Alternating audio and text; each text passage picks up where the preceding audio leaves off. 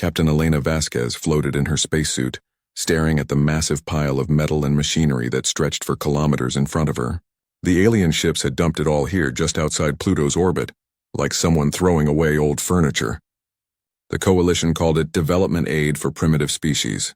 Elena called it what it really was, junk. "Captain, the inventory teams are reporting some interesting finds," came the voice of Dr. Marcus Chen through her helmet radio. The physicist had been examining the alien technology for 3 weeks now, and his excitement never seemed to fade. "Define interesting, Doc," Elena replied, pushing herself toward a massive chunk of purple metal that looked like it had been torn from the side of a ship.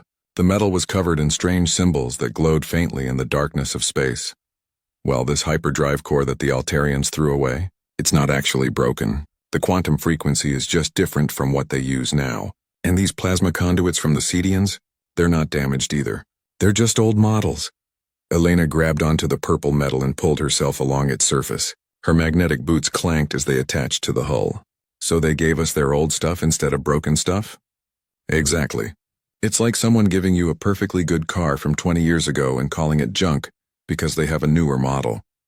Elena smiled inside her helmet. She had grown up in Detroit, back when it was still rebuilding after the economic crashes of the early 2300s. Her family had made a living fixing old cars that rich people threw away. They would take 3 broken vehicles and make 1 working car. Her father always said that rich folks threw away more good stuff than poor folks ever saw. "Captain Vasquez," came another voice on the radio. This one was cold and musical, like wind chimes made of ice. It belonged to the Coalition Observer, a Zephyrian named Kethvar who was supposed to help humanity understand the technology. Instead, he spent most of his time explaining why humans were doing everything wrong. "Yes, Observer Kethvar, I must again protest these dangerous methods your people are using. You cannot simply cut into alien technology without understanding its principles. The Zephyrian approach requires careful study, and how long does that usually take?" Elena interrupted. "For technology of this complexity, perhaps 50 to 100 of your Earth years?" Elena looked around at the floating junkyard. There was enough material here to build a dozen ships, maybe more. But only if they could figure out how to use it.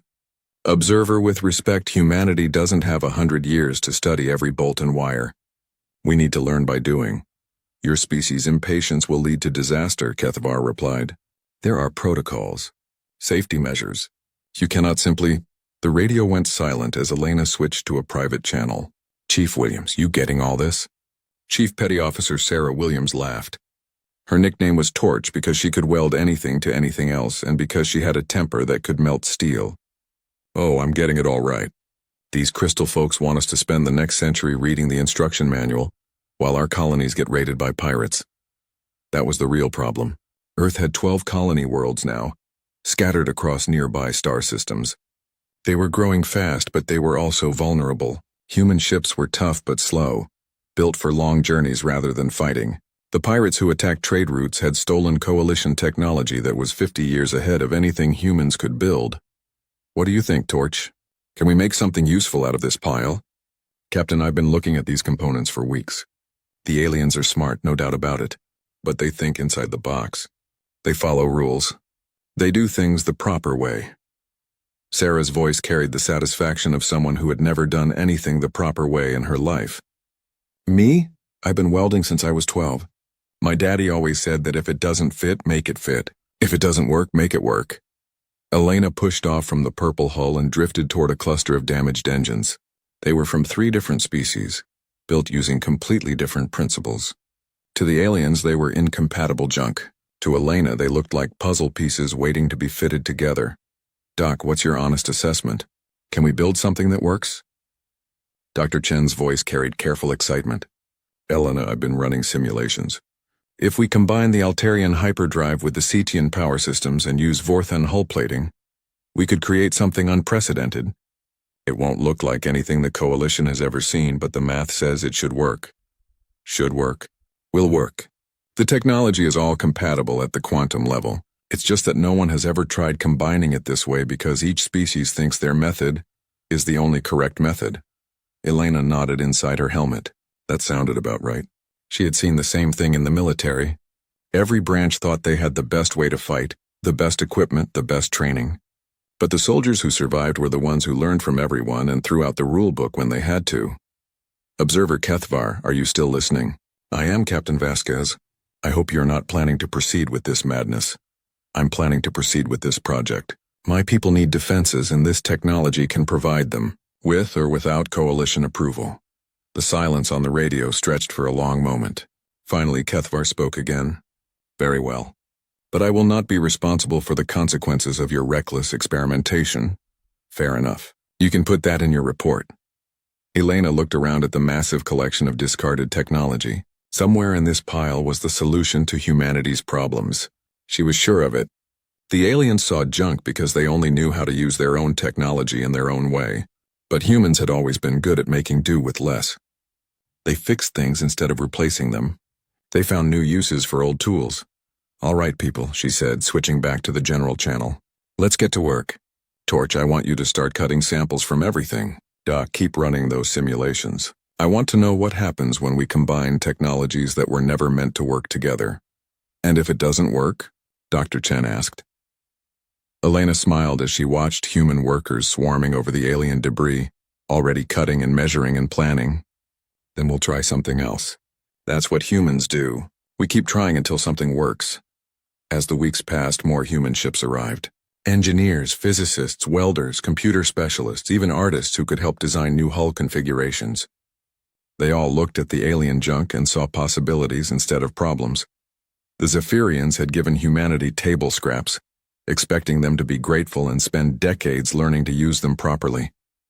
They didn't understand that humans had been turning scraps into treasures for thousands of years. Elena's ancestors had come to America with nothing and built cities. Her grandparents had survived wars with salvaged equipment and clever engineering. Now it was her turn to prove that human ingenuity could turn anyone's junk into something amazing. She just hoped the galaxy was ready for what they were about to create. 6 months after the junk arrived, the Coalition observer was filing his 3rd complaint report in as many weeks. Kethvar stood in his observation chamber, watching the humans work through the transparent aluminum windows, and tried to understand what he was seeing.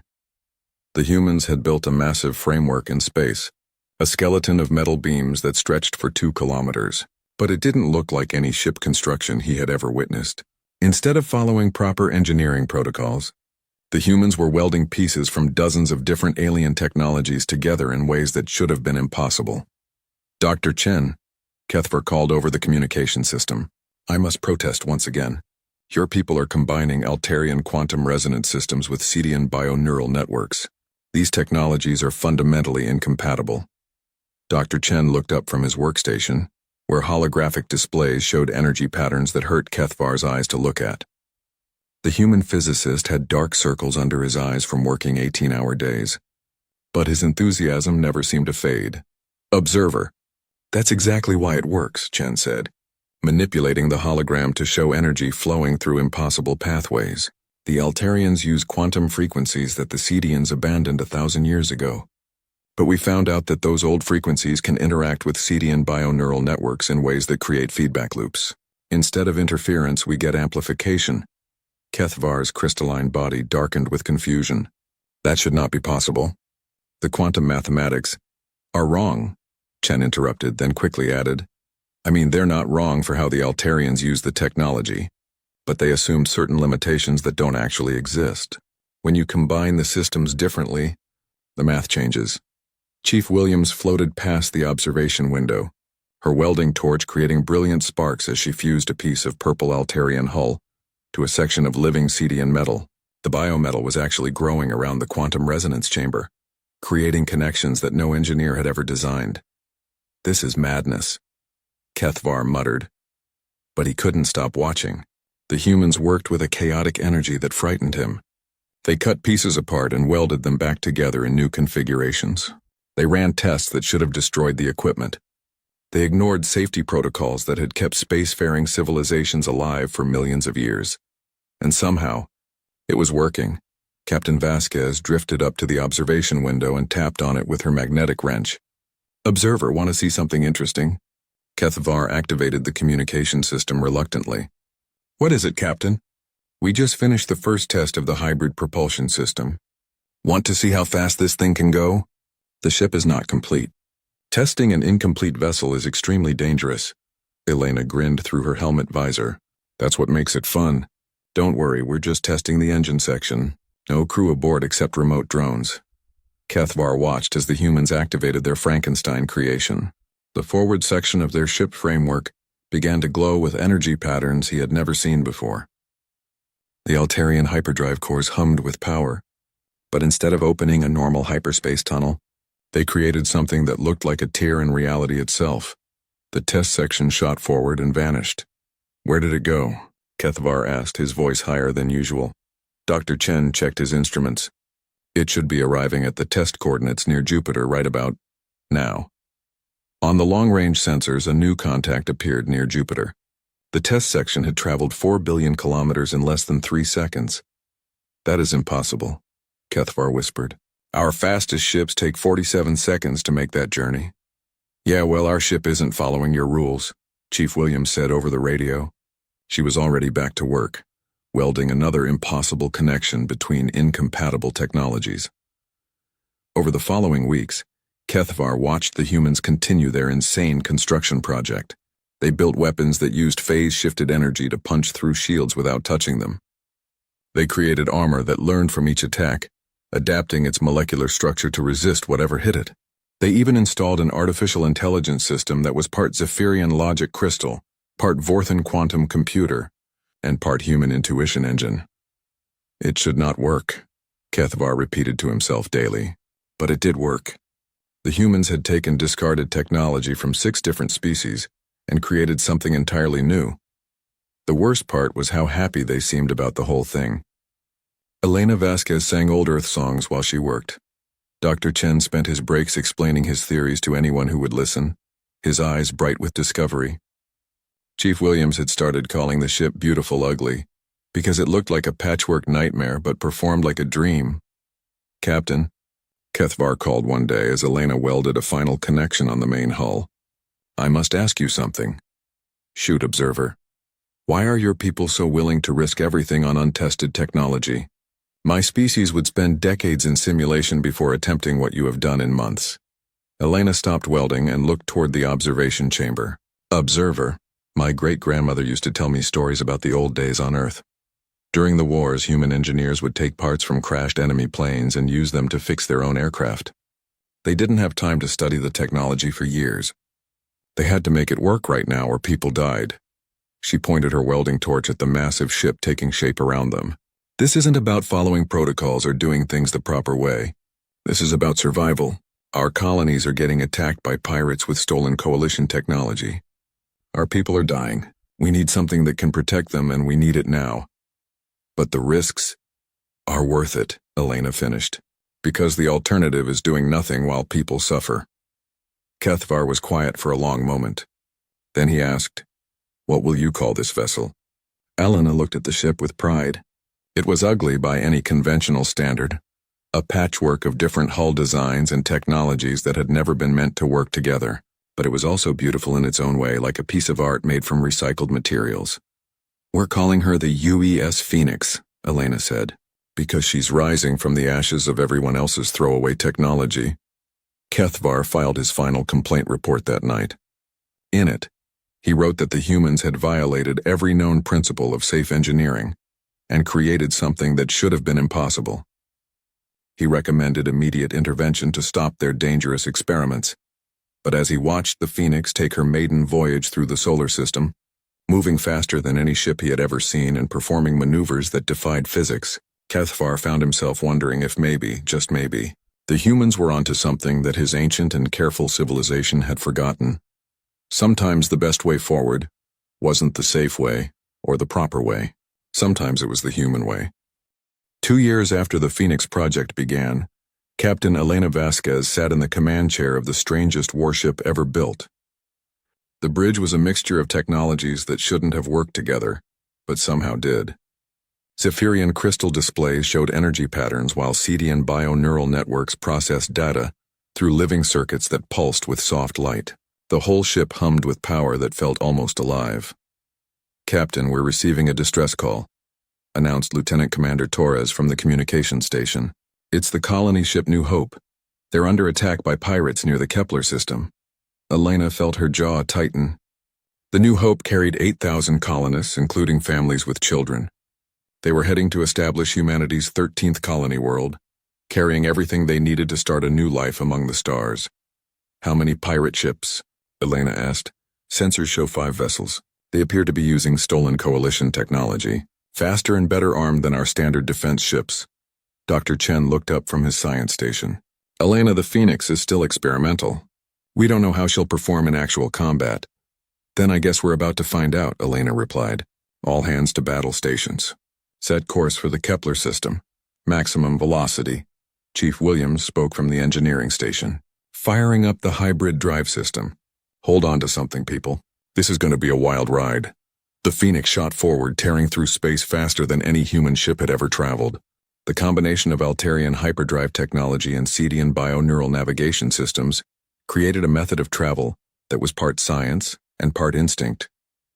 The ship seemed to sense the best path through hyperspace, avoiding obstacles that conventional sensors couldn't detect.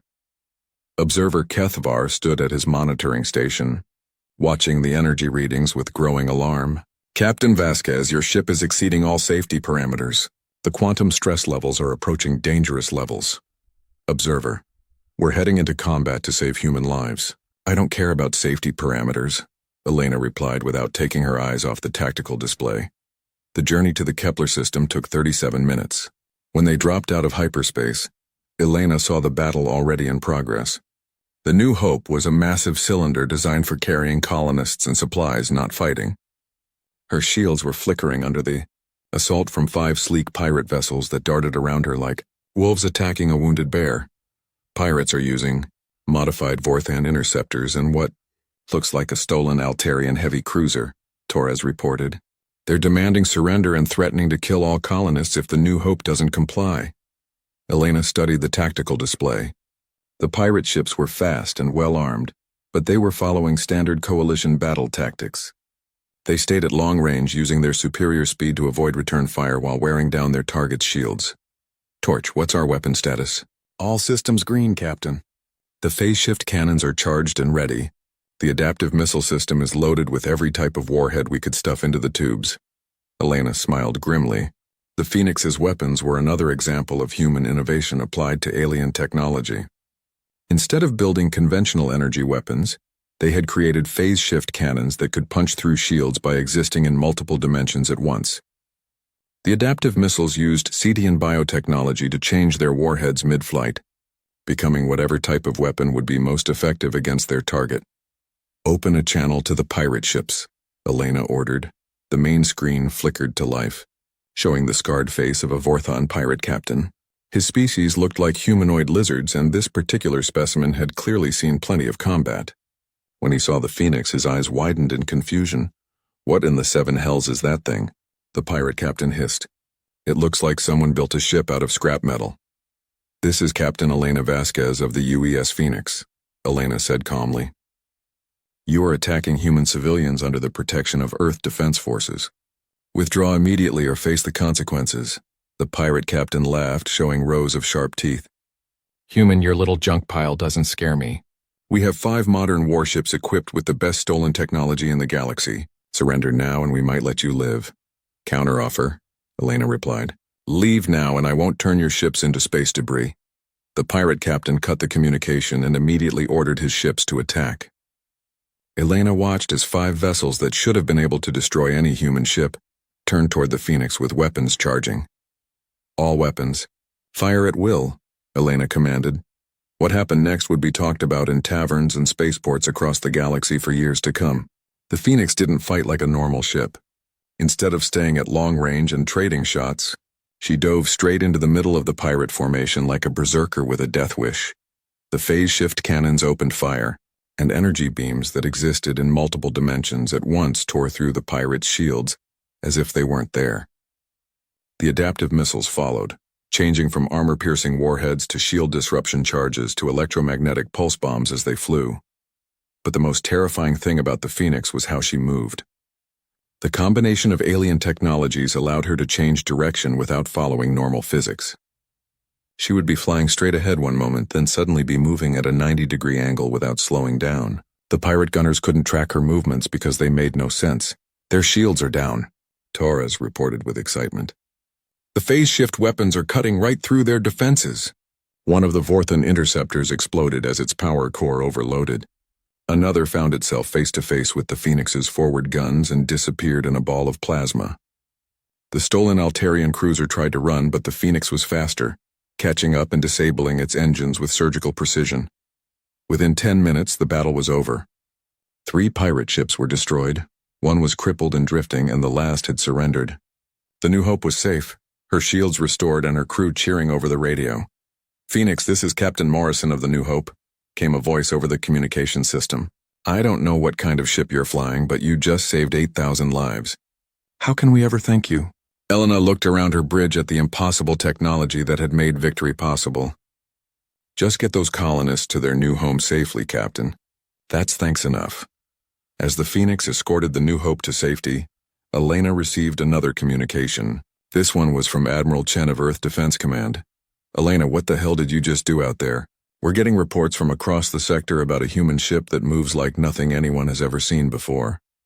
"We tested the Phoenix in combat, Admiral. She performed exactly as designed." "Elena, every pirate in the galaxy is going to be talking about this.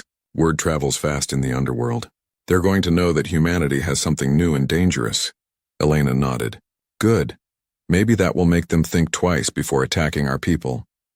But as the Phoenix headed home, Elena couldn't shake the feeling that the real test was just beginning. They had proven that human ingenuity could turn alien junk into something powerful. Now they had to deal with the consequences of that success. The galaxy was about to learn that humanity was no longer helpless, and some people weren't going to be happy about that. News of the Phoenix's victory spread through the galaxy faster than hyperspace travel. Within days, every major power knew that humanity had built something extraordinary from discarded alien technology. The reaction was not what Elena had expected. In the crystal halls of the Zephyrian High Council, Ambassador Kethvar stood before beings whose thoughts moved like slow glaciers, and whose patience was measured in centuries. His report about human engineering methods had been dismissed as impossible. Now, with combat footage from the Kepler system playing on holographic displays, the Council was forced to confront an uncomfortable truth. "This cannot be accurate," declared Prime Counselor Shandara, her crystalline form pulsing with agitation. "Our technology requires decades of study before implementation. These humans have somehow combined incompatible systems in months." Kethavar had watched the humans work for 2 years. He understood their methods better than any other Zephyrian, though he still found them terrifying. "Honored Counselor, the humans do not follow our protocols. They experiment through trial and error. They accept failure as part of learning. Such methods should result in catastrophic system failures, not superior performance," another council member stated. "Yet the evidence is before us," Kethavar replied. "Their ship moves in ways our vessels cannot. It combines our quantum technology with Cetian biosystems and Altarian hyperdrives in configurations we never imagined possible." Meanwhile, on Earth, Admiral Sarah Chen was dealing with a different kind of problem. Her office was filled with urgent communications from coalition members, human colony governors, and intelligence reports that painted a complex picture of galactic politics shifting in real time. "Admiral, we have 3 separate requests for technical specifications on the Phoenix," reported Commander Williams. "The Vorthan Empire wants a technology exchange. The Nexus Collective is offering mineral rights to an entire star system. Even the Cetians are interested, and they never trade with anyone." Admiral Chen rubbed her temples. She had known this day would come when Elena's project succeeded, but she hadn't expected the reaction to be so intense. "What about the Zephyrians?" "They're demanding full disclosure under Coalition security protocols. They claim that any technology derived from Coalition materials must be shared with all member species." Elena Vasquez sat in the Admiral's office, still wearing her ship's suit from the Phoenix. She had come to Earth to report on the successful combat test, but found herself in the middle of a diplomatic crisis instead. "Admiral, with respect, the Coalition gave us junk," Elena said bluntly. "They called it development aid, but everyone knew it was just their throwaway technology. We turned it into something useful through our own work and innovation." "I agree, Captain, but politically this is complicated. The Zephyrians have maintained galactic peace for thousands of years through technological superiority. If word gets out that humans can build superior ships from their discarded technology, it undermines their entire power structure. Elena understood the implications. The galaxy had been stable for millennia, because everyone accepted that the Zephyrians were the most advanced civilization. Smaller conflicts were settled through their mediation, backed by the implicit threat of their technological advantage. If that advantage was suddenly questioned, the political balance could collapse. What are you suggesting, Admiral? I'm not suggesting anything yet, but I want you to know that we might be facing pressure to share the Phoenix technology, or even to stop production entirely. Elena felt anger rising in her chest. Admiral, human colonies are still being attacked by pirates. We need ships that can defend our people. I won't stop building them just because it makes the Zephyrians uncomfortable. Before Admiral Chen could respond, her communication system chimed with an urgent message. Admiral, this is Intelligence Division. We have a priority alert from the outer sectors. Go ahead. The hegemony of Sector has begun mobilizing their battle fleets. Our sources indicate they're preparing for a major offensive operation against Coalition space. Admiral Chen felt ice in her veins. The Sector hegemony was a militaristic empire that controlled over 200 star systems beyond Coalition borders. They had been quiet for decades, building their strength while the Coalition grew comfortable with peace. If they were mobilizing for war, it meant they believed they could win. How much time do we have? Elena asked, unknown. The hegemony doesn't telegraph their movements. But our analysts believe they've been planning this for years, waiting for the right moment to strike. Elena stood up, her mind already racing. Admiral, we need to accelerate the Phoenix program. One ship saved a colony vessel, but it won't stop an invasion fleet. Elena, even if we start construction immediately, it would take years to build a fleet large enough to matter. Not if we change our approach, Elena replied. The Phoenix was built as a proof of concept. We know the technology works now. We can start mass production using the same principles but simplified designs. Admiral Chen accessed her strategic planning systems. How many ships are we talking about? Give me 6 months and unlimited resources, and I can give you 12 ships built on Phoenix principles. They won't be as advanced as the original, but they'll be fast, tough, and equipped with weapons that can punch through anything the hegemony throws at us. And the diplomatic consequences. Elena smiled grimly. Admiral, if the Sector hegemony invades Coalition space, diplomatic consequences will be the least of our problems. The Zephyrians will need every ally they can get, including humans with impossible ships. That night, Elena stood in the observation deck of Luna Station, looking out at Earth's blue marble hanging in space.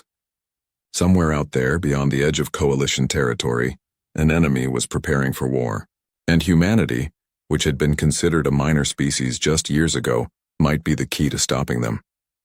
Her communication device buzzed with a message from Chief Williams. Elena, I've been looking at the production estimates. If we strip out some of the more exotic systems and focus on the core technologies, we can build ships faster than anyone expects. They won't be pretty, but they'll fight. Elena smiled. Chief Williams understood the human approach to engineering. Build it fast, build it tough, and worry about making it pretty later. How fast, Torch? First ship operational in 6 weeks if we start tomorrow. 1 new ship every 2 weeks after that. Elena looked back at Earth, thinking about all the human colonies scattered across nearby star systems. Families like the ones aboard the New Hope, trying to build new lives among the stars. They deserved protection, and if the established powers couldn't provide it, then humanity would have to protect itself. Send the message, Torch. All construction crews report for duty. We're building a fleet. As Elena watched, construction ships began launching from Earth's orbital shipyards, heading for the asteroid belts where raw materials waited to be turned into warships. The galaxy was about to discover that humanity's greatest strength wasn't in following the rules. It was in breaking them when necessary. The Sector hegemony struck without warning on a Tuesday morning Earth time. 300 warships dropped out of hyperspace at the edge of Coalition territory and began their advance toward the core worlds. Within hours, 2 Zephyrian outposts had been destroyed, and a Cetian research station was under siege. Captain Elena Vasquez received the alert while she was inspecting the newest addition to humanity's fleet. The UES Defiance floated in the construction bay, her hull still warm from the welding torches. She looked like her sister ship Phoenix, a patchwork of technologies that shouldn't work together but somehow did. Ugly, unconventional, and absolutely deadly. Elena, we need to move now, came Admiral Chen's voice over the communication system. The hegemony fleet is 12 hours from the Centauri system. If they take Centauri, they'll have a straight shot at Earth. Elena looked around the construction bay at the 11 other ships in various stages of completion. 6 months ago, they had been piles of alien junk floating in space. Now they were humanity's answer to galactic warfare. None of them looked like traditional warships. They were all unique, built by different teams using different combinations of salvage technology. But they all shared the same principles: speed, adaptability, and weapons that could punch through anything. Admiral, the fleet's not ready for full combat operations, Elena reported. We have 12 ships total, but only 8 are combat ready. Elena, the Zephyrians are mobilizing their grand fleet, but it will take them days to organize a proper response. The Cetians are already retreating toward their core worlds. We might be the only force in position to stop the hegemony advance. Elena understood what the Admiral wasn't saying. The Coalition's response was falling apart because each species wanted to protect their own territory first. The Zephyrians were being careful and methodical as always. The Cetians were retreating to defensive positions. The Vorthan Empire was probably trying to figure out how to profit from the chaos. Only humanity was crazy enough to charge into battle with untested ships and experimental weapons. All right, Admiral. Give me 2 hours to finish the final system checks and we'll head out. Elena, you'll be facing ships designed specifically for combat. The hegemony has been preparing for this war for decades. Admiral, 6 months ago everyone said our ships were impossible. 3 months ago they said we couldn't build a fleet this fast. Now they're saying we can't fight a real battle. Elena smiled as she watched human engineers making final adjustments to weapons that existed in multiple dimensions at once. I'm starting to think impossible is just another word for hasn't been tried by humans yet. 2 hours later, the human fleet departed from Earth orbit. 12 ships that looked like they had been assembled in a junkyard, crewed by people who had learned to fight by breaking every rule in the book. Elena stood on the bridge of the Phoenix, watching her fleet spread out in a formation that would have horrified any military academy instructor. Chief Williams had taken command of the UES Defiance. Dr. Chen was aboard the UES Innovation, which was built around his experimental quantum resonance weapons. Each ship was crewed by volunteers who believed in Elena's vision of turning humanity's disadvantages into strengths. Observer Keithavar stood at his monitoring station, trying to comprehend what he was witnessing. Captain Vasquez, I must protest. You are taking 12 experimental vessels against a force of 300 proven warships. This is not tactics, it is suicide. Observer, has your species ever heard the story of David and Goliath? I am not familiar with this reference. Remind me to tell you about it when we get back, Elena replied, then switched to the fleet communication channel. All ships, this is Phoenix Actual. We're about to face an enemy that outnumbers us 25-1. They have bigger ships, more firepower, and decades of combat experience. She paused, looking at the tactical display that showed the hegemony fleet advancing like a dark tide across the galaxy. But they're following the old rules of warfare. They think in terms of shield strength and armor thickness and weapons range. They don't understand what we've built here. We're not just fighting with ships. We're fighting with human ingenuity. We're fighting with the refusal to accept that something can't be done. We're fighting with the spirit that turned alien junk into the most feared warships in the galaxy. The response from her fleet was immediate and enthusiastic. 12 ships full of humans who had spent their lives being told that their species was primitive and backward. Now finally getting the chance to show what human innovation could accomplish. The battle began at the edge of the Centauri system. The hegemony fleet detected the approaching human ships and adjusted their formation with the confidence of predators who had spotted easy prey. 300 sleek warships designed for conquest versus 12 ugly hybrids built from salvage technology. Enemy fleet is hailing us, reported Lieutenant Torres. Put them through. The main screen showed a Sectar admiral whose species looked like bipedal sharks with too many teeth. General Vashitar had conquered 17 star systems for the hegemony and had never met a force he couldn't crush through superior firepower. Human vessels. You are outmatched and outgunned, the general growled. Surrender now and your deaths will be quick. Counteroffer, Elena replied calmly. Turn around and go home and I won't have to explain to your government how their entire invasion fleet got destroyed by 12 ships built from spare parts. General Vashitar laughed. a sound like grinding metal. Your bravado will not save you, primitive. All ships, attack formation. Destroy these insects. What followed was unlike any space battle in recorded galactic history. The human ships didn't fight like a traditional fleet. Instead of forming battle lines and trading salvos at long range, they scattered and attacked from all directions at once. They moved in ways that defied physics, turned faster than should have been possible, and fired weapons that punched through shields as if they didn't exist. The Phoenix dove straight through the middle of the hegemony formation, her phase-shift cannons tearing holes in ships that had never been damaged by conventional weapons. The Defiance used her bio-neural targeting systems to hit enemy weak points with surgical precision. The Innovation fired quantum resonance beams that caused entire ships to simply stop existing. "Their shields aren't working," shouted Dr. Chen over the communication system. "The phase-shift weapons are bypassing their defenses completely." But the real revelation came when the hegemony ships tried to focus their fire on individual human vessels. The adaptive armor that had been salvaged from CDN biotechnology began learning from each attack, changing its molecular structure to resist whatever hit it. After the first few minutes of combat, the human ships were becoming increasingly difficult to damage. "This is impossible," General Vashatar roared as he watched his formation fall apart. "No force this small should be able to—" His transmission cut off as the Phoenix materialized directly in front of his flagship and fired a full salvo at point-blank range. The massive hegemony dreadnought, which had been considered invincible, broke apart like a toy hit by a hammer. The battle lasted 47 minutes. When it was over, the hegemony invasion fleet had been completely destroyed. Not a single human ship had been lost, though several had taken damage that their bioadaptive hulls were already beginning to repair. Elena sat in her command chair, looking at the tactical display that showed debris where an enemy fleet had been. Around her, the bridge crew was cheering, but she felt only a profound sense of satisfaction. They had proven something important today. "All ships return to formation," Elena ordered. "We're heading home." Observer Kethvar approached her command chair, his crystalline form pulsing with an emotion Elena had never seen from a Zephyrian before. "Aw.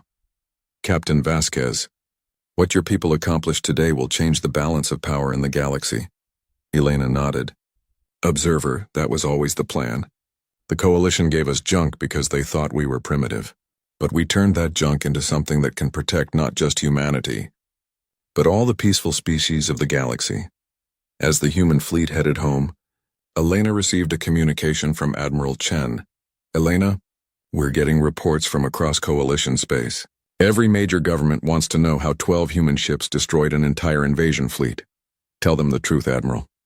We took what they threw away and made it into something better. That's what humans do." Elena looked out at the stars, thinking about the future. The galaxy would never again underestimate humanity's ability to turn disadvantage into strength.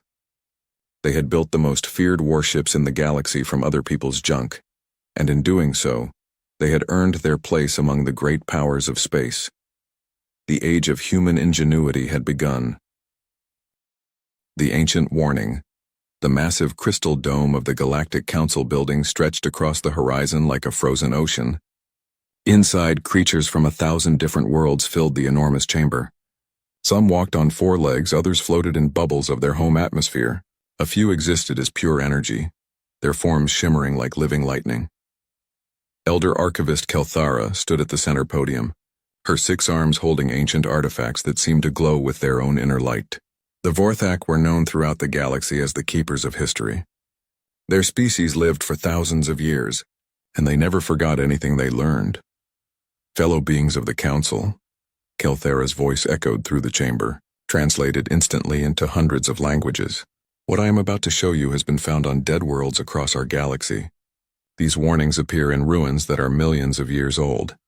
The first artifact she raised was a stone tablet, covered in strange markings.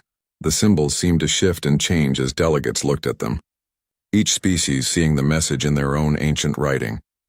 "When the young species with 2 hearts learns to reach beyond their cradle," she read aloud, "do not provoke them. They are the universe's answer to impossible odds." Murmurs filled the chamber. Some delegates laughed, their sounds ranging from musical chimes to deep rumbles. Others remained silent, thinking about what they had heard. Admiral Thexvar of the Zephyrian Empire stood up from his seat. His species looked like giant lizards covered in blue scales. Their eyes glowed red when they were angry, and right now Thexvar's eyes burned like small suns. Ancient superstitions, he declared, his voice booming across the chamber. We are the masters of this galaxy now. We have conquered 50 star systems. Our weapons can destroy entire planets.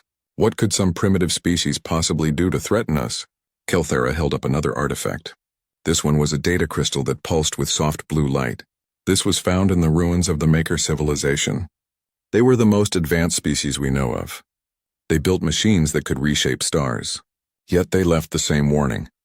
The crystal projected images into the air above the chamber. Ancient beings that looked like walking trees carved the same symbols into metal that would last forever. Their cities had been beautiful beyond imagination, full of towers that reached into space itself. The Makers vanished overnight, Kelthera continued. Their entire civilization simply stopped existing. We found only these warnings and empty cities. Whatever destroyed them was powerful enough to erase all traces of their technology. Counselor Vexhai of the Crystalline Collective spoke up. Her species looked like living gemstones, their bodies made of materials harder than diamond. You speak of warnings about a species with two hearts. Do you know what this means? Several delegates shifted uncomfortably in their seats. They had heard rumors about a new species that had recently been discovered. A species that came from a small blue planet in an unremarkable solar system. We believe these warnings refer to the humans, Kelthera said quietly.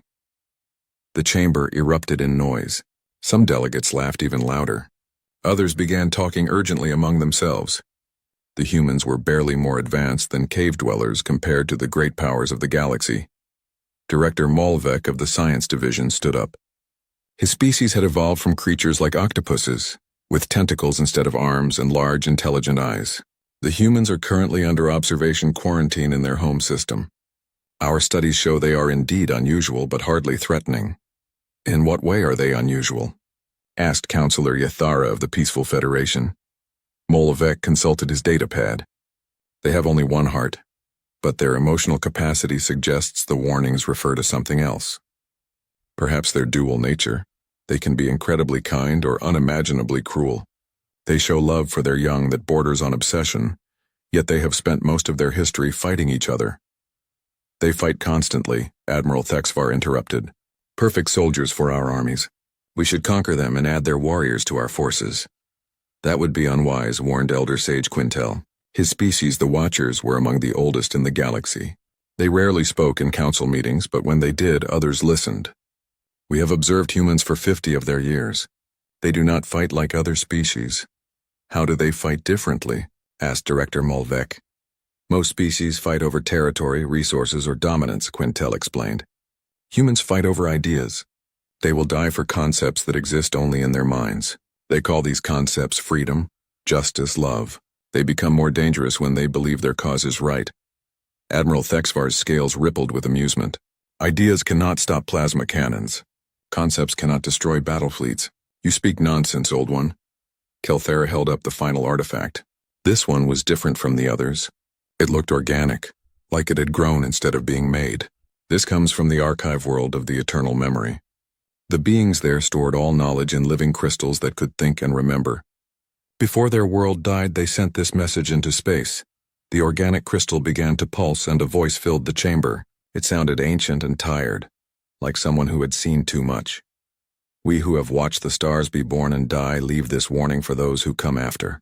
In the outer rim of the galaxy lives a species that appears weak. They have soft skin and fragile bones. They live for less than 100 cycles. They seem like easy prey. The voice paused and the chamber fell completely silent. Do not be fooled. They are not weak. They are the ones the universe creates when it needs the impossible to happen. They do not surrender. They do not give up. They do not forgive threats to their kind. If you see the ships of Earth, if you meet the children of Terra, do not raise your weapons against them. For they are the answer to every extinction, the solution to every hopeless battle. They are what happens when evolution decides that survival is not enough. The crystal stopped pulsing and went dark. For a long moment, nobody spoke. Then Admiral Thexvar began to laugh.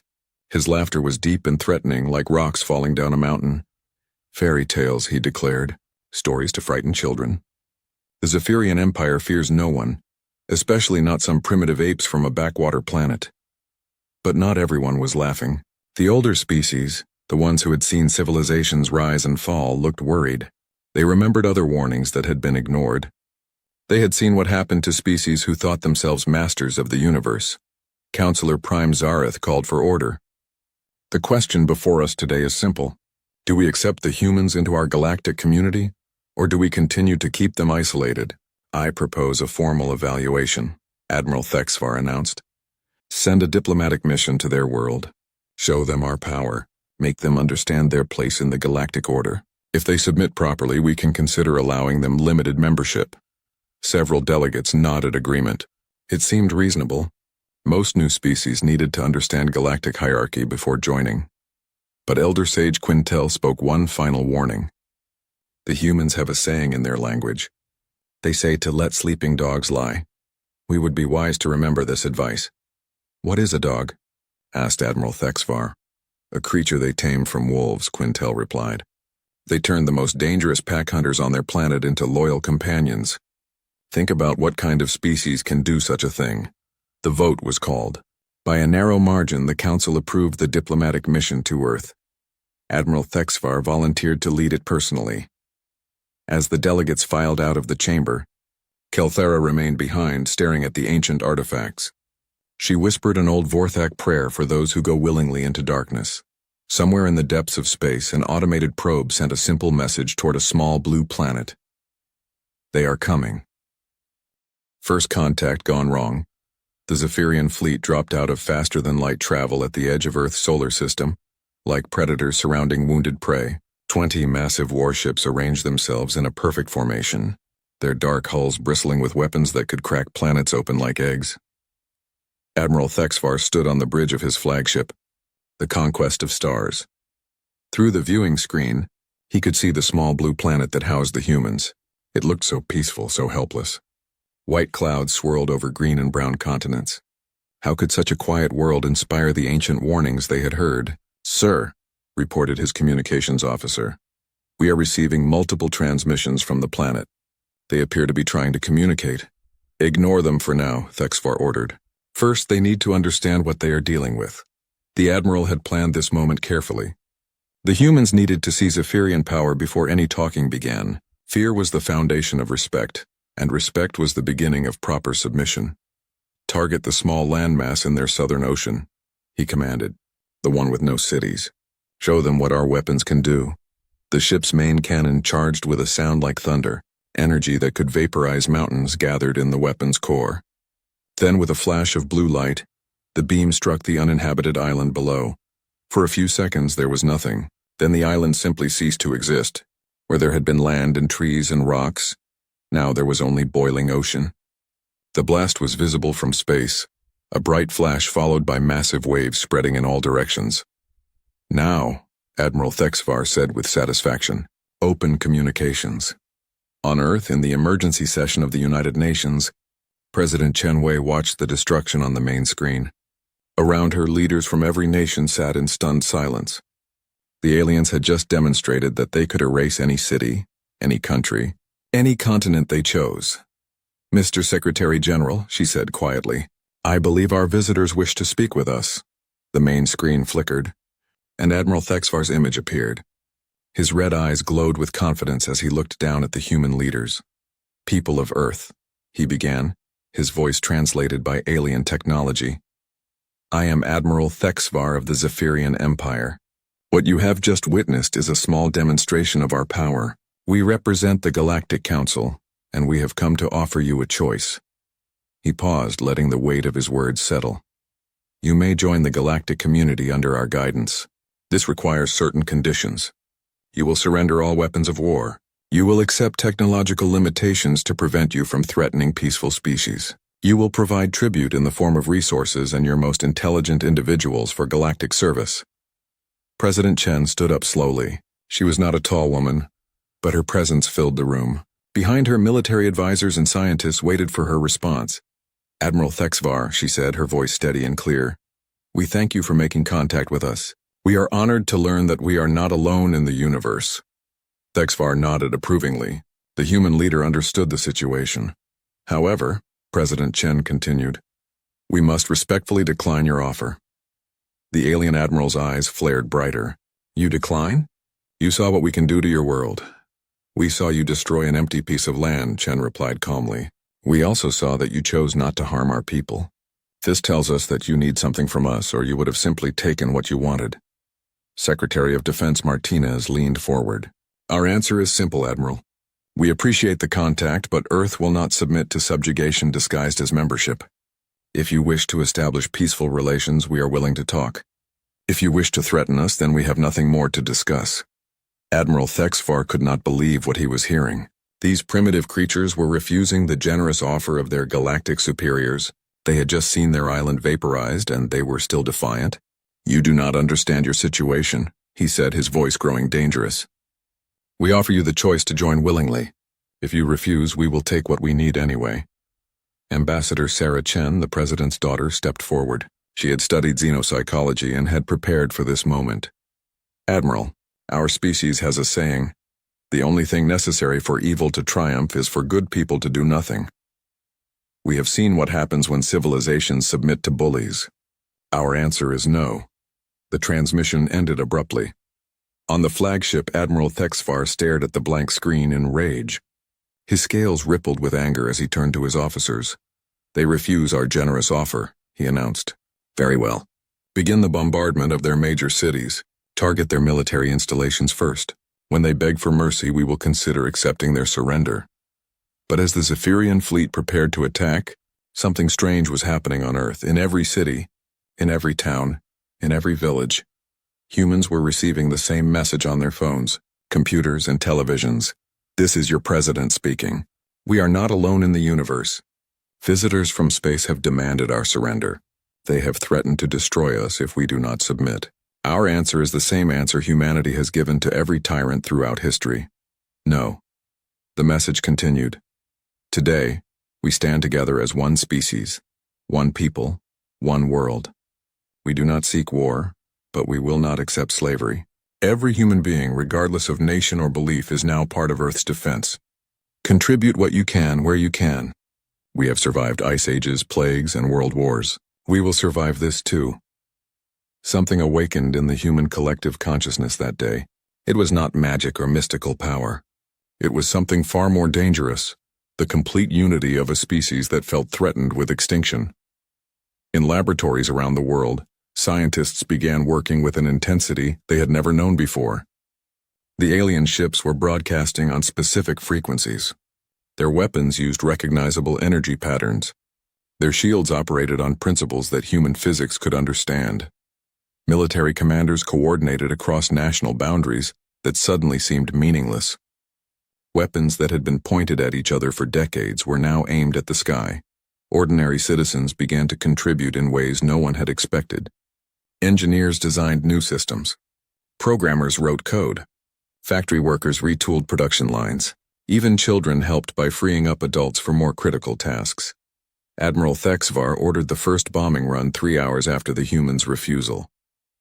His fighters screamed down through Earth's atmosphere, targeting military bases and government buildings. They were met by a wall of defensive fire that should not have existed.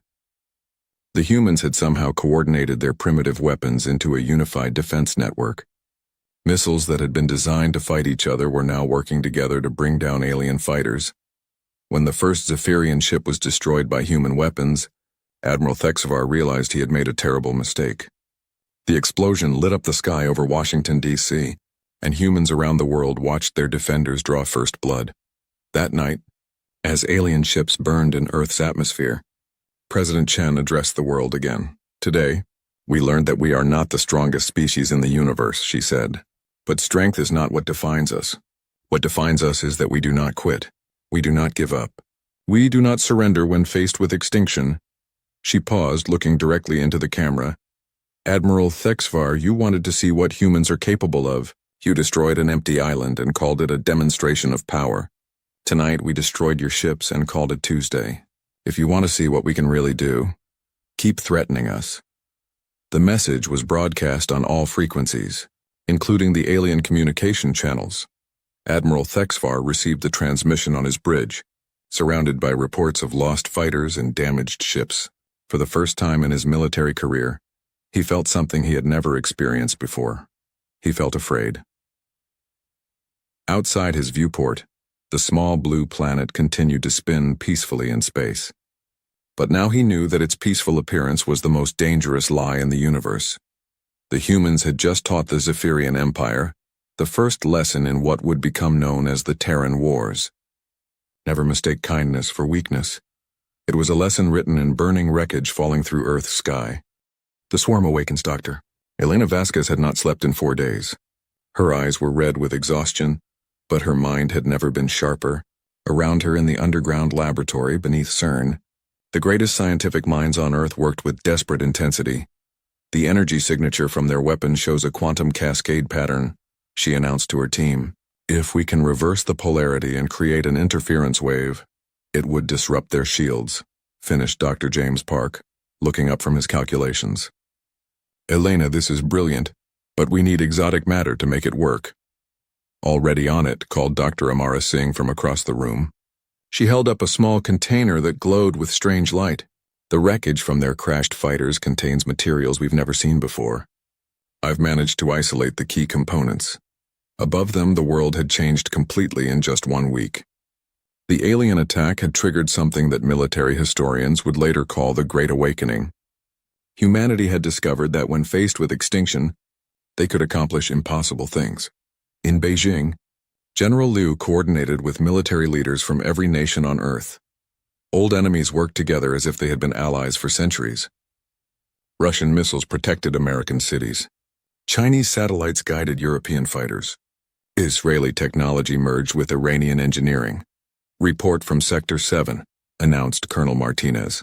Our fighters are holding the line, but we need better weapons. The alien armor is too strong for conventional missiles. Dr. Vasquez's team has a solution, General Liu replied. They're working on something they call quantum torpedoes. First batch should be ready in 6 hours. 6 hours.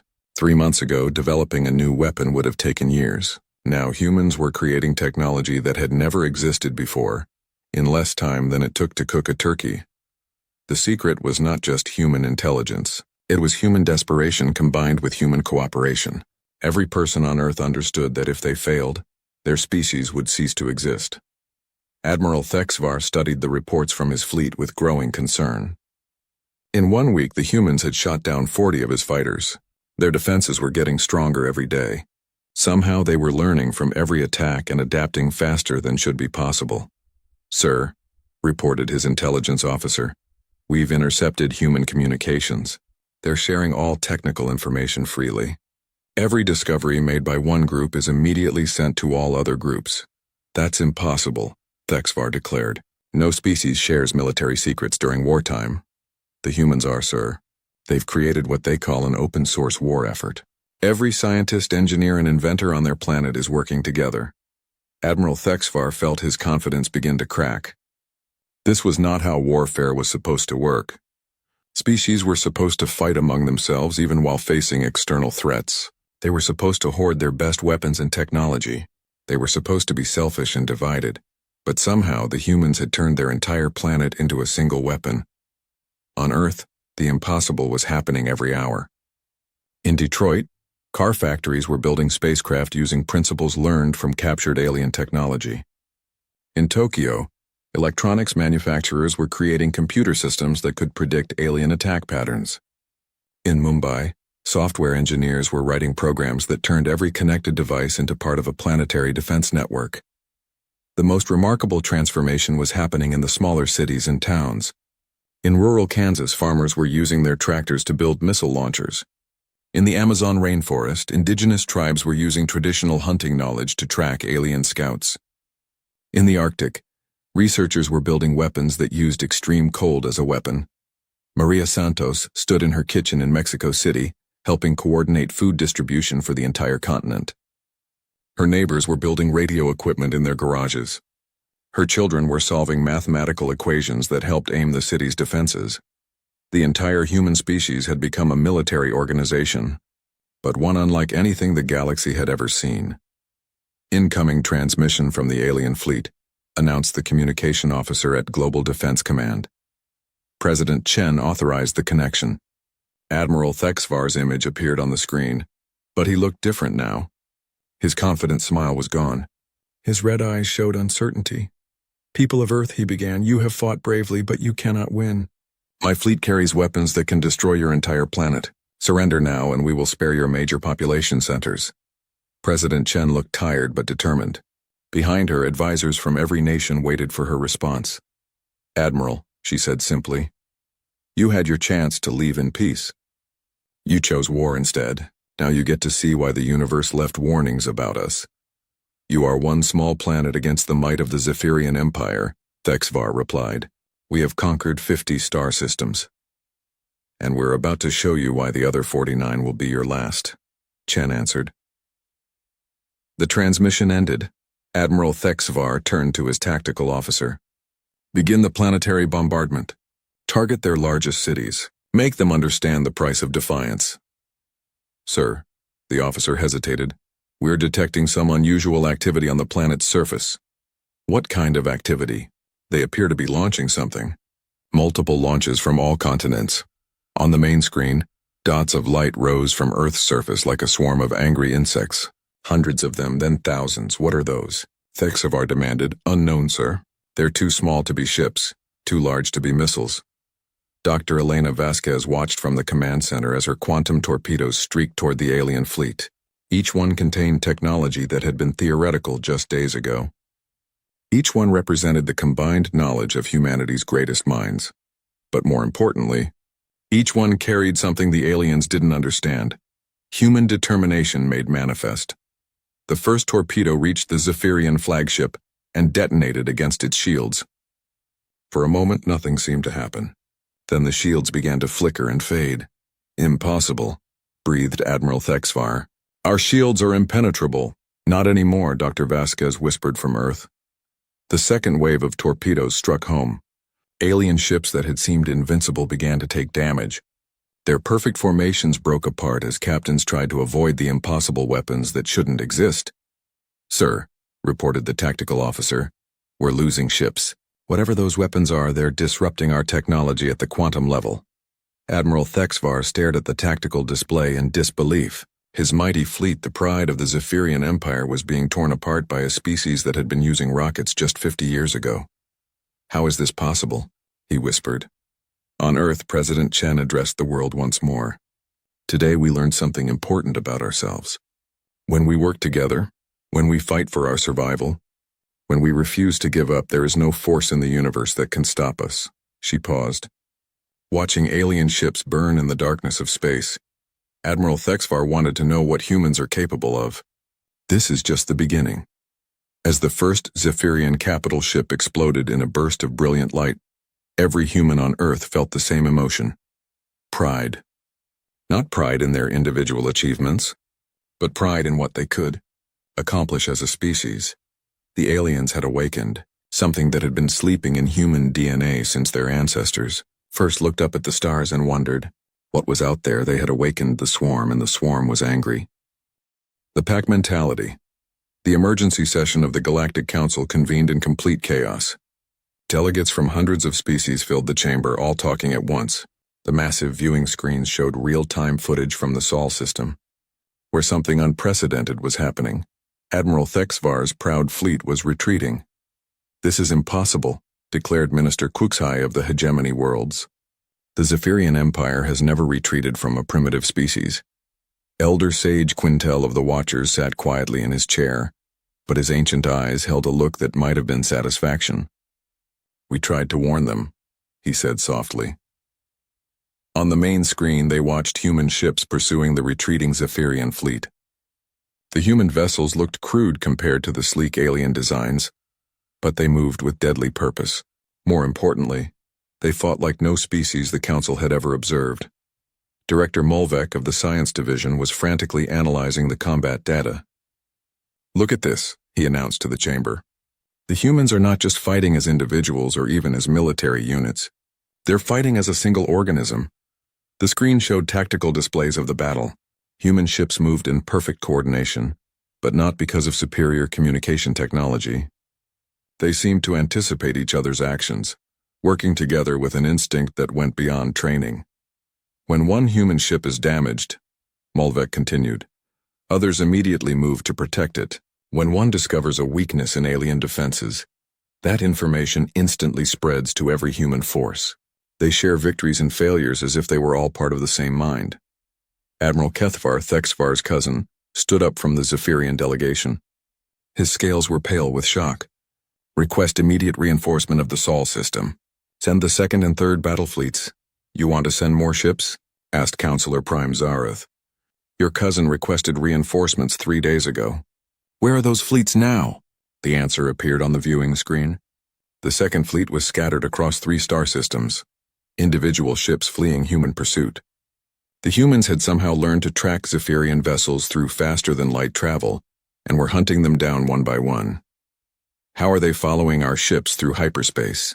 Admiral Kethvar demanded. Dr. Elena Vasquez could have answered that question. Deep in her laboratory on Earth, she was working with technology that shouldn't exist. The alien ships used quantum entanglement for their faster-than-light drives. Once you understood the principle, you could track the quantum signatures like footprints in space. But Dr. Vasquez wasn't just a scientist anymore. She was part of something larger. Every discovery she made was instantly shared with research teams in Moscow, Beijing, London, and 100 other cities. Every breakthrough by those teams came back to her within minutes.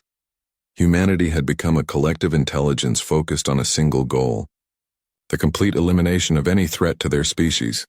Ma'am, reported her assistant. Dr. Park, we're receiving data from the Mars colony expedition. What expedition? Dr. Vasquez asked, confused. The one that launched yesterday. 300 volunteers took the fastest ships we could build and headed for Mars. They're setting up mining operations to extract materials for ship construction. Dr. Vasquez stared at him. That's impossible. Mars is 6 months away, even with our fastest rockets. Dr. Park smiled grimly. Not anymore. The engineering teams in Mumbai figured out how to modify alien drive technology. The Mars expedition will arrive in 4 days. This was what the Galactic Council was seeing, and it terrified them. Humans weren't just defending their home world. They were expanding, growing, spreading through their solar system like a virus that couldn't be contained. In the asteroid belt, human miners were converting space rocks into weapons. On the moon, factories were producing ships at an impossible rate. Around Jupiter, research stations were developing new technologies that violated several known laws of physics. Admiral Thexvar stood on the bridge of his damaged flagship, watching his empire's finest warriors retreat from a species that had been living in caves just a few thousand years ago. Sir, reported his communications officer, we're receiving a transmission from Earth. Put it through, Thexvar said wearily. President Chen's image appeared on the screen. Behind her, Thexvar could see something that made his blood run cold. Human children were working alongside adults, building weapons with their small hands. The entire species from oldest to youngest had become part of the war effort. Admiral Thexvar, President Chen said calmly, we offered you peace. You chose war. Now you get to experience the full attention of an aroused humanity. What do you want? Thexvar asked, his former arrogance completely gone. We want you to leave our solar system and never return. We want you to tell your empire that Earth is not to be touched. We want you to spread the word throughout the galaxy that humans do not forgive threats to their species. And if we refuse? President Chen's expression didn't change, but something in her eyes made the alien admiral step back from his own viewing screen.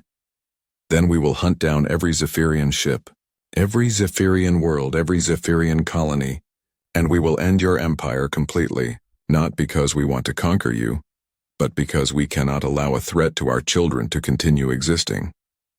The transmission ended. Admiral Thexvar turned to his tactical officer. How many ships do we have left? Operational?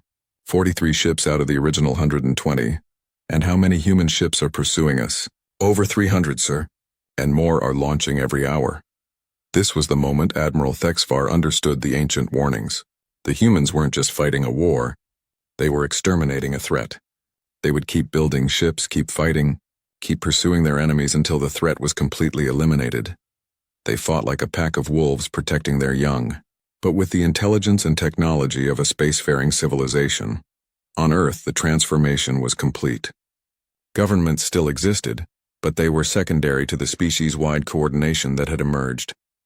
Every human being was now part of Earth's defense, whether they were building weapons, growing food, caring for children, or flying ships into battle. Dr. Singh finished her latest calculations and sent them to the global network. Within minutes, human ships throughout the solar system were using her new shield technology.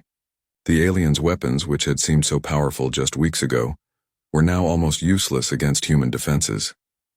"Elena," Dr. Park called out. "We're getting reports from the outer system monitors. Alien reinforcements are arriving." Dr. Vasquez looked at the tactical display. The third Zephyrian battle fleet had just entered the solar system.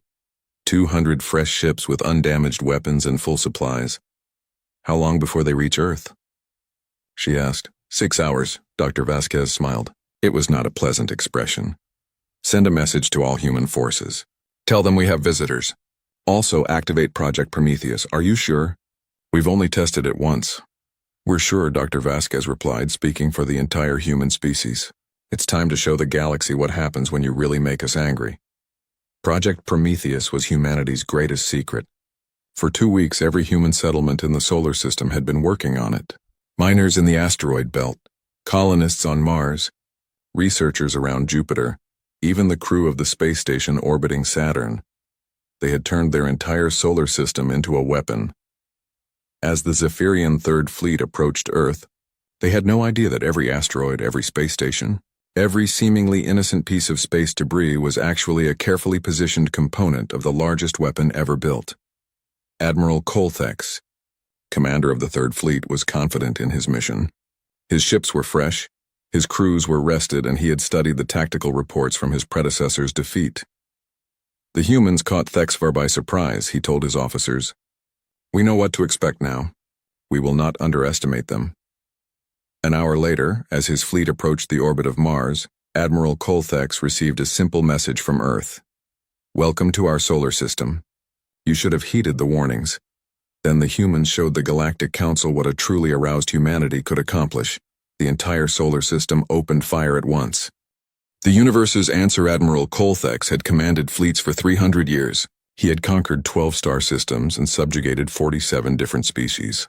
He thought he had seen every possible form of warfare. He was wrong. The attack began from every direction at once. Asteroids that should have been floating harmlessly in space suddenly revealed themselves as massive weapons platforms. The space station orbiting Mars opened like a flower, exposing cannons that could crack moons. Even the dust between planets seemed to come alive with hidden missiles. "Evasive maneuvers," Colthex shouted, but there was nowhere to run. The humans had spent 2 weeks turning their entire solar system into a trap, and the Zephyrian fleet had flown directly into its center. The first salvo destroyed 30 ships in 30 seconds. The weapons were unlike anything in the Galactic Council's databases. They seemed to bend the laws of physics, striking through shields that should have been impenetrable, melting armor that had never been damaged before.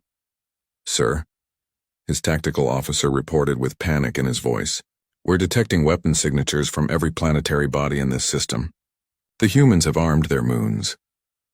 On Earth's moon, Commander Sarah Martinez watched the alien fleet struggle against Project Prometheus with grim satisfaction. The lunar weapon systems had been her idea. Massive railguns built into the moon's surface, powered by fusion reactors buried miles deep. "Target the command ship," she ordered. "Let's end this quickly." The moon itself seemed to split open as the main cannon fired. A projectile traveling at a significant fraction of light speed crossed the space between Luna and the alien fleet in seconds. Admiral Colthex's flagship simply ceased to exist. On Earth, President Chen watched the battle from the Global Defense Command Center. Around her, military leaders from every nation coordinated. The most complex military operation in human history. "Report. From the Jupiter station," announced General 2. "Their gravity sling platforms are operational. They're using Jupiter itself as a weapon." The gas giant's immense gravitational field had been turned into a massive slingshot. Human-built projectiles were being accelerated around Jupiter and flung toward the alien fleet at incredible speeds. Each impact was like a small nuclear explosion. "Ma'am," reported Colonel Martinez, "the aliens are trying to retreat." "Let them," President Chen replied calmly. "We're not done with them yet." This was the moment the galaxy learned the most terrifying thing about humans. They didn't fight just to win. They fought to ensure the threat never returned. As the surviving Zephyrian ships fled the Sol system, human vessels pursued them. But these weren't just military ships. Civilian vessels, mining craft, even modified passenger liners had been converted into pursuit craft. Every human in space had become a hunter. Dr. Elena Vasquez monitored the pursuit from her command center. Her teams had developed a new type of weapon specifically for this moment. Tracker mines that could follow ships through faster-than-light travel and broadcast their locations to human forces. "How many alien ships escaped the initial attack?" she asked. 47 out of 200, Dr. Park reported. "But they won't stay escaped for long." On the bridge of his damaged cruiser, Admiral Colthex watched human ships appearing around his fleet like ghosts. Every time they thought they had escaped, more human vessels would materialize from hyperspace. "How are they tracking us?" he demanded. His science officer was studying the sensor readings with growing horror. "Sir, they've somehow learned to use our own faster-than-light drives against us. Every jump we make leaves a quantum signature they can follow. Then we stop jumping. We fight them conventionally. Sir, we have 47 ships left. Intelligence estimates the humans have over 800 vessels in pursuit, with more launching every hour." Admiral Colthex realized he was experiencing something no Zephyrian commander had ever faced: complete defeat at the hands of a supposedly inferior species. But the humans weren't finished. Captain Jennifer Wu commanded the UES Defiance, a ship built in the orbital shipyards around Earth in just 5 days. Her crew was a mix of former commercial pilots, retired military officers, and volunteers who had never been in space before last week. "Captain," reported her tactical officer, "we've cornered 3 alien cruisers in the Proxima Centauri system." "Any civilian populations?" "No, ma'am. The system is uninhabited." "Good. No witnesses to complain about our methods." The Defiance and her sister ships moved in for the kill, but instead of simply destroying the alien vessels, they did something that would become legendary throughout the galaxy. They disabled the ships and left them drifting in space with their crews, alive. Then they painted a message on the hulls in letters large enough to be seen from orbit: "Earth remembers." This was the new human doctrine, total warfare combined with psychological terror. They wanted the survivors to spread the word about what happened when you threatened humanity. The Galactic Council watched in stunned silence as reports flooded in from across the galaxy. Human ships were appearing in Zephyrian territories not to conquer but to hunt. They struck military installations, disabled warships, and left behind the same message: "Earth remembers." Elder Sage Quintel spoke into the shocked silence of the chamber. "They are not seeking territory or resources. They are making sure this never happens again." Director Mulvek pulled up tactical displays showing human ship movements. "Look at their pattern. They're not randomly attacking. They're systematically dismantling the Zephyrian Empire's ability to threaten anyone." On the screen, they could see human forces attacking Zephyrian naval bases, but leaving civilian populations untouched. Military factories were destroyed, but hospitals and schools were protected. It was surgical warfare designed to eliminate a threat while minimizing innocent casualties. "They're removing the Zephyrian Empire from existence as a military power," Molovec continued, "but they're not committing genocide. They're being precise." Admiral Thexvar, now a prisoner aboard his own flagship, received a communication from Earth. President Chen appeared on his screen, but she looked different now. The stress of the past month had aged her, but her eyes held the steel of someone who had seen her species survive extinction. "Admiral," she said simply, "your empire chose to threaten the existence of humanity. We have responded appropriately." "What do you want from us?" Thexvar asked, his former pride completely broken. "We want the galaxy to understand something very important. We are not conquerors. We do not seek to rule over other species, but we will not tolerate threats to our survival." Behind her, Thexvar could see displays showing the current status of his empire. Over 90% of Zephyrian military assets had been destroyed or captured. Their colonies were intact but defenseless.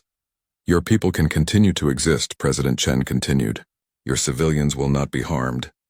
Your culture will be preserved. But your ability to threaten other species has been permanently removed. And if we rebuild our military, President Chen's expression didn't change, but somehow the temperature in the room seemed to drop. Then we will return and remove it again, and again, and again, for as long as necessary. The transmission ended. 6 months later, the Galactic Council convened to address the new reality. The Zephyrian Empire no longer existed as a military power. In its place was a loose confederation of peaceful worlds that spent their time rebuilding their civilization under human oversight. But more importantly, every species in the galaxy had received the same message from Earth. We come in peace. We seek friendship and cooperation. But if you threaten our species or our allies, you will discover why the universe left warnings about us. Elder Archivist Kelthera stood once again at the center podium, but this time she held new artifacts. Fresh warnings carved in stone, metal, and crystal by species across the galaxy. Here lies the Zephyrian Empire, she read from the first tablet. They found out why you don't threaten humanity. The second artifact was more detailed. To any species that encounters the humans of Earth, they are not the strongest species in the galaxy.